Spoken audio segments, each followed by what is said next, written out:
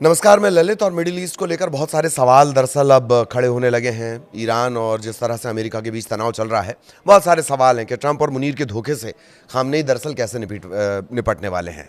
अब ट्रंप का तो समझ में आता है, मुनीर का धोखा क्या है ये भी आपको बताएंगे। पाकिस्तान क्या कोई खिचड़ी पका रहा है? ऊपर कुछ और नज़र आ रहा है, अंदर खाने कुछ और, क्योंकि बड़ा कनेक्शन है पाकिस्तान और ईरान के बीच, वो भी आपको बताएंगे। वो डर कौन सा है कि यूएस को रोक रहा है? अरे सब कुछ तो लेकर पहुंच गए, असलाहा लेकर पहुंच गए, पूरा का पूरा चलता फिरता जो एक युद्ध का मैदान है वो वहाँ पर लेकर पहुँच गए। कह रहे हैं दूसरा युद्ध का मैदान और बुला ले रहे हैं। उसके बावजूद भी कौन सी चीज़ है जो रोक रही है? और क्या इन सब के बीच ट्रंप की, हालांकि एक महत्वपूर्ण बैठक होने वाली है, ट्रंप उस वजह से भी अटके हुए हैं क्योंकि उसमें ज़्यादातर जो कंट्रीज़ हैं वो अरब कंट्रीज़ हैं। वो महत्वपूर्ण बैठक है। बोर्ड ऑफ पीस जो उन्होंने बनाया, पीस बोर्ड जो भी उन्होंने बनाया है, उससे पहले अगर कहीं हमला कर देंगे तो पीस कहां से रह गई? तो आखिर वो कौन सा डर है जो यूएस को रोक रहा है? और क्या इन सब के बीच अगर इजराइल ये देखेगा कि नहीं, अमेरिका तो हमला कर ही नहीं रहा, तो क्या इजराइल कुछ ऐसा कर सकता है जो अमेरिका को उकसाए या कम से कम ऐसा दिखाए? जानकार तो ये भी कहते हैं कि अमेरिका और इजराइल एक दूसरे से बात किए बिना कुछ नहीं करते हैं। तो क्या वो कुछ ऐसा करेगा कि अमेरिका को हमला करने का एक मौका मिल जाए विश्व बिरादरी के सामने? तो वो महत्वपूर्ण ये टॉपिक है। इसके अलावा एक अब्राहम समझौता भी है। अब्राहम समझौते को लेकर ख्वाजा आसिफ ने कुछ ऐसा कह दिया कि बातें हो रही हैं। अब अगर वो अब्राहम समझौते का हिस्सा बनता है तब तो दिक्कत हो जाएगी। इन्हीं सब के इर्द गिर्द चर्चा करेंगे। सबसे पहली बात कि आखिर ये बात क्यों आ रही है कि ट्रंप धोखा देंगे? तो ईरान तो कह चुका है कि भाई आप हमला कर दीजिए, अगर हम पर हमला होता है तो हम जवाब देंगे। लेकिन वो क्या चीज़ है? ट्रंप को क्या रोक रहा है? क्योंकि ट्रंप का तो 40,000 आपने तैनाती कर दी है। अब्राहम लिंकन वहाँ पर पहुँच चुका है। दूसरा युद्धपोत आप वहाँ पहुँचाने की बातें कर रहे हैं। फिर रोक कौन रहा है? इतने बड़े सुपर पावर को आखिर कौन सी चीज़ रोक रही है? यही सबसे बड़ा सवाल है। ट्रंप ये जानते, लेनी एक ना देनी दो। इजराइल के चक्कर में लफड़ा हो, इजराइल के चक्कर में झगड़ा हो, और ईरान तो मिसाइलें लेकर बैठा है। ईरान अपनी मिसाइल की ताकत वैसे ही दिखा चुका है। लेकिन ट्रंप को जो रोकने वाली बातें हैं, एक वो कि बोर्ड ऑफ पीस की बैठक, उससे पहले कोई दिक्कत, उससे पहले कोई ऐसी रायता जिसे आप कहते हैं वो नहीं अमेरिका फैलाना चाहता। लेकिन यह तय है कि ईरान ये जानता है, ईरान के जो खामेनेई साहब हैं वो ये जानते हैं, और ईरान के जो IRGC के कमांडर हैं वो ये बात जानते हैं कि भरोसा तो नहीं किया जा सकता। क्योंकि बैठक के होते होते, बैठक चलते चलते, बैठक की बातचीत करते करते, शांति की बातें करते करते कई बार अमेरिका ने वो किया है। यही वजह है कि क्या ट्रंप धोखा देने वाले हैं? सारे हथियार पहुंच गए, आप हमला नहीं कर रहे हैं, और बैठकों के सिलसिले लगातार चल रहे हैं। क्या ट्रंप ये चाहते हैं कि किसी भी तरह की शिथिलता या हल्की सी लापरवाही या हल्की सी चूक ईरान की तरफ से हो और उस वक्त कोई हमला कर दिया जाए? Point number 1। लेकिन ईरान इस बात को बहुत बेहतर जानता है। वेनेजुएला से भी आप बैठक कर रहे थे, बैठक करते करते पता चला फोर्स पहुंच गई, मादुरो को उठा लिया गया। इसी तरह की बैठकों के सिलसिले तब भी चल रहे थे जब जून में पिछली साल बवाल हुआ था। बैठकों के सिलसिले चल रहे हैं, अचानक से पता चलता है कि इजराइल हमला करना शुरू कर देता है, और उसके पीछे पीछे अमेरिका हमला करना शुरू कर देता है। लेकिन ईरान इस बार बहुत सधा हुआ है। ईरान इस बार ये जान रहा है, और वो हमेशा तैयार है कि बातचीत की आड़ होगी, कहीं कुछ और दिखाया जाएगा और हमला हो सकता है। ये बात है धोखे वाली, और यही वो सबसे बड़ी वजह है जो डर है यूएस को, वो ये रोक रहा है। एक तो बोर्ड ऑफ पीस, दूसरा कि ईरान अपनी ताकत दिखा चुका है। पिछले बार के हमले में वो बताकर हमला करके ये दिखा चुका है कि अगर सबसे बड़े आपके बेस पर हमला कर सकता है, फोर्स बेस पर वो हमला कर सकता है, नुकसान उसकी मिसाइल पहुंचा सकती है। तो अंदाज़ा लगाइए कि अरब में, आसपास मिडिल ईस्ट में जहाँ जहाँ आपकी बेड़ों की तैनाती है, चाहे एयरफोर्स हो, चाहे नेवल बेस हो, चाहे मिलिट्री बेस हो, वहाँ कितना कुछ नुकसान ईरान नहीं पहुँचाएगा। और तो और अब्राहम लिंकन भी अब पास में है, मिसाइल टेक्नोलॉजी है ही, और इजराइल उसकी जद में है ही। कहा तो ये भी जा रहा है कि अमेरिका भी कुछ शहर उसकी जद में आ गए, चाहे खुर्रम शहर की बात कर ली जाए या सेजिल की बात कर ली जाए, तो हासिल कुछ होगा नहीं। वर्चस्व बिठाने के लिए जिस इजराइल को प्रॉक्सी भी कहा जाता है अमेरिका का, जिस इजराइल को बिठा रखा है वो भी निशाने पर है। जबकि ट्रंप के ज्यादातर हमले वहां कि हम हमला करके आ जाएं, हम पर हमला ना हो। वेनेजुएला में आपने वही किया, ईरान में आपने वही किया, लेकिन ईरान ने रिटेलिएट करके बता दिया। आपने B-2 बॉम्बर से वहां पर बमबारी की, ईरान ने मिसाइल फोड़ दी। तो अमेरिका के ज्यादातर हमले वहां जहां से प्रतिकार की उम्मीद ना हो, पर ईरान दरअसल ऐसा है नहीं। ईरान ये दिखा भी चुका है और ईरान की जिस तरह से तैयारियां रही हैं वो भी साफ हो चुकी हैं। आपने प्रोटेस्टर्स के जरिए ईरान की सत्ता को हिलाने की कोशिश की, गड़बड़ाने की कोशिश की। 22 बहमन जो इस्लामी क्रांति की वर्षगांठ जब मनाई जा रही थी, मोटा मोटी आबादी 9 से 10 करोड़, उसमें से अगर 1.5 करोड़ 2 करोड़ लोग आकर खामेनेई के सपोर्ट में खड़े हो जाएं, तो यह बताता है कि प्रोटेस्ट तो कहीं से कहीं तक था ही नहीं, या जो प्रोटेस्ट किया गया वो तो दिखावा था। अब इसका अगला एंगल कि पाकिस्तान इसमें खिचड़ी क्या पका रहा है। एक महत्वपूर्ण बैठक होती है, उस महत्वपूर्ण बैठक में आसिम मुनीर नजर आते हैं। संभवतः म्यूनिख में वो बैठक होती है, आसिम मुनीर उसमें नजर आते हैं। कथित तौर पर फील्ड मार्शल है वो, वैसे तो पाकिस्तान वही चला रहे हैं ऐसा भी लोग कहते हैं जानकार। खैर, उसमें आसिम मुनीर नजर आते हैं और वो यूएस के जो टॉप लेवल के सिक्योरिटी से जुड़े हुए हैं, डिफेंस से जुड़े हुए हैं, उनसे चर्चा करते मिलते हैं। वो रूबियो से चर्चा करते मिलते हैं। एक तरफ पाकिस्तान की असेंबली तो यह कह रही है कि हम ईरान के साथ खड़े हैं,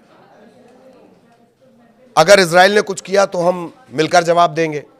बीच में तो यह भी हो गया था, ईरान की तरफ से ही कह दिया गया, IRGC के कमांडर ने कह दिया कि पाकिस्तान कह रहा है कि अगर उनने हम पे हमला किया तो हम परमाणु बम से हमला कर देंगे। हालांकि बाद में पाकिस्तान सफाई देते देते थक गया, उस पर नहीं जा रहे, वापस इस टॉपिक पे आते हैं। मुनीर क्या कर रहे हैं? एक तरफ तो आपकी असेंबली ये कह रही है, पाकिस्तान ये कह रहा है कि मुस्लिम बंधुत्व है वो, कि हम फलस्तीन के साथ या हम ईरान के साथ पूरी तरह खड़े हुए हैं। फिर आसिम मुनीर क्यों जा रहे हैं? बार बार जा रहे हैं, बार बार बुलाए जा रहे हैं। वो उस बैठक का हिस्सा नहीं है, स्पेशल चॉपर से उन्हें बुलाया जा रहा है। क्या वजह हो सकती है? वजह हो सकती है करीब करीब 900 किलोमीटर की सीमा है जो ईरान और पाकिस्तान की लगती है। इसमें बलोच वाला इलाका भी है,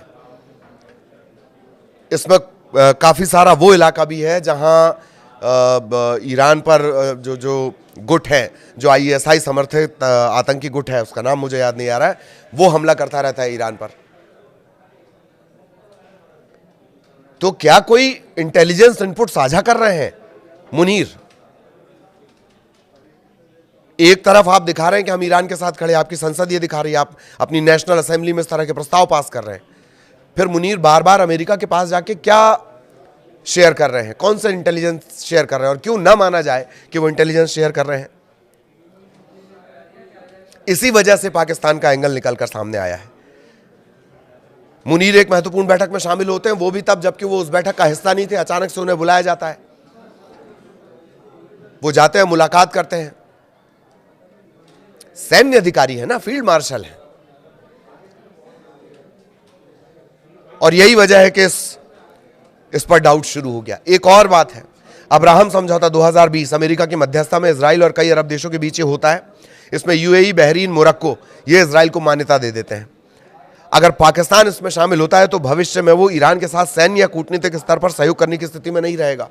अब ये बात आ क्यों रही है कि अब्राहम समझौते में शामिल हो रहा है? दरअसल रक्षा मंत्री ख्वाजा आसिफ ने समा टीवी पर एक इंटरव्यू दिया और कहा अमेरिका की तरफ से अब्राहम समझौते में शामिल होने का दबाव है, और इस वजह से ये बातें निकल कर आ रही हैं। साफ तौर पर कहा कि दबाव पड़ेगा तो हम राष्ट्रीय हितों को देखकर फैसला लेंगे।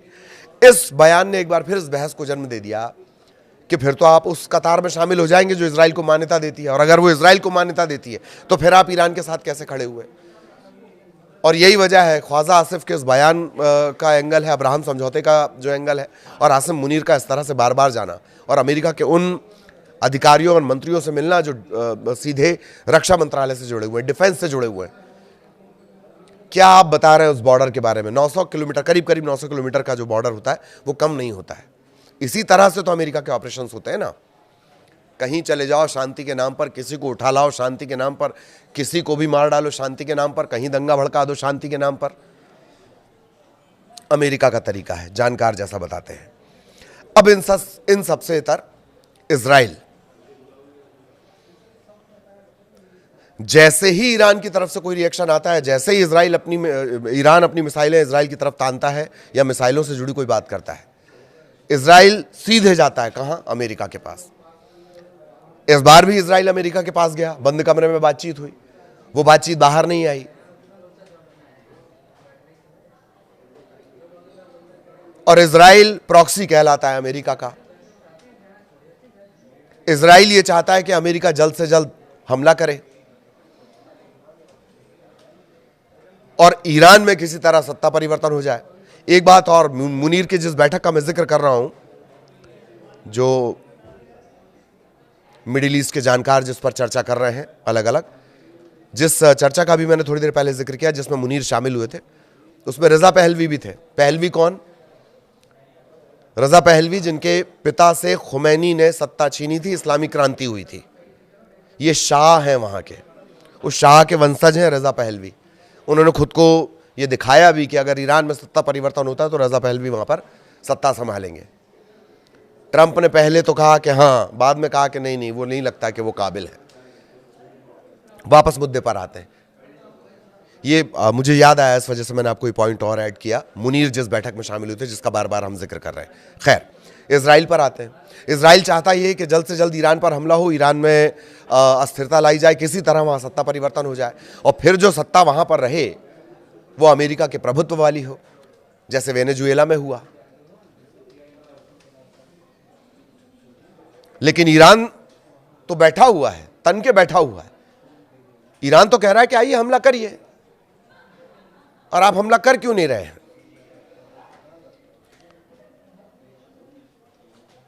अब सवाल कि क्या इजराइल कुछ ऐसा कर देगा, मोसाद के जरिए ऐसा कुछ करवा देगा कि अमेरिका को एक बहाना मिल जाएगा ईरान पर हमला करने का? अभी तो कह दिया गया कि 1 महीने का टाइम है ईरान के पास, वो और सोच ले, फिर हम बातचीत करेंगे। 19 फरवरी को एक महत्वपूर्ण बैठक होनी ही है। लेकिन फिर भी जानकार ये मानते हैं कि ईरान पूरी तरह तैयार है, क्योंकि उसे पता है इसी तरह की बैठक जून में चल रही थी, इसी तरह की बैठक वेनेजुएला के साथ चल रही थी, और उसी बैठक के दौरान अटैक कर देता है अमेरिका या इजराइल। वो तैयार बैठा है। तो क्या इजराइल के जरिए ऐसा कुछ करवाया जाएगा, या इजराइल वो झटका देगा, वो धोखा देगा कि अमेरिका को एक मौका मिल जाएगा कि वो फिर से शांति के नाम पर कहीं हमला कर सके, वो फिर से किसी को उसका इंसाफ दिलाने के नाम से कोई हमला कर सके? और अमेरिका फिलहाल इजराइल को रोके हुए है। रोके हुए क्या, कम से कम ये दिखा रहे हैं कि हाँ, हमने इजराइल को अभी रोक रखा है। लेकिन इजराइल चाहता है कि किसी भी तरह जल्द से जल्द हमला हो जाए। उस पूरे मिडिल ईस्ट में आप देख लीजिए कि अब सबसे जो मजबूत है, सबसे बड़ा चेहरा है, सबसे बड़ी फोर्स है अगर उस पूरे इलाके में, तो वो है खामेनी। किसी भी तरह खामेनी को अस्थिर करना, उनकी सरकार को अस्थिर करना। 22 बहमन जो इस्लामी क्रांति की वर्षगांठ थी, उसके बाद से और ज्यादा स्थितियां नजर आई हैं कि पूरा का पूरा ईरान मानो खामेनी साहब के साथ खड़ा हुआ है। तब से और ज्यादा अंदर ही अंदर दिक्कतों में है अमेरिका और इजराइल। तो तीसरा जो पॉइंट है कि क्या इजराइल कुछ ऐसा करेगा कि अमेरिका ये दिखाए दुनिया को, या अमेरिका को वो बहाना मिल जाए कि वो हमला कर सके। लेकिन उस स्थिति में भी ईरान तैयार है। ईरान तो कह रहा है कि आप मारिए, आपने एक हमला किया तो फिर हम हमला करेंगे, और ताकत वो इससे पहले अपनी बता चुका है। खामेनी साहब के साथ पूरा का पूरा ईरान खड़ा हुआ है। उसके अलावा अगल बगल के जो देश हैं वो ये साफ कर चुके हैं कि हम सैन्य अभियान में अपनी जमीन इस्तेमाल नहीं होने देंगे। अब अमेरिका के लिए स्थिति बड़ी विचित्र हो गई है। जगह जगह उसके बेस है, मिलिट्री के बेस है, एयरफोर्स के बेस है, नेवल बेस है। इन्हीं के जरिए वो मिडिल ईस्ट में अपना दबदबा कायम रखना चाहता है। लेकिन अगर वो हमला करता है तो इन सबको क्या जवाब देगा? तो अब इजराइल क्या कुछ ऐसा करने वाला है जिससे मौका मिल जाए? क्या वाकई बिना युद्ध के ये स्थितियां सुलझ सकती हैं, ये तनाव कम हो सकता है? जानकारों का कहना है कतई नहीं, इस तरह की स्थितियां तो नहीं बनेंगी। अमेरिका और इजराइल की पॉलिसी ये कि किसी तरह ईरान को भरोसा हो जाए कि अब कुछ नहीं होने जा रहा है और उसके बाद फिर एक हमला कर दिया जाए, लेकिन ईरान कतई इस गलतफहमी में नहीं है, उसे पूरा यकीन है और उस यकीन के दम पर वो पूरा तैयार है। आईआरजीसी का कमांडर बार बार आके बता देते हैं कि हम पूरी तरह तैयार हैं।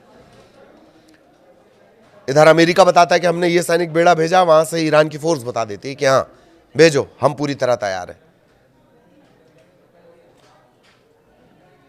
वो बादल क्यों बनना कि गरज तो रहे हैं, बरस नहीं पा रहे हैं?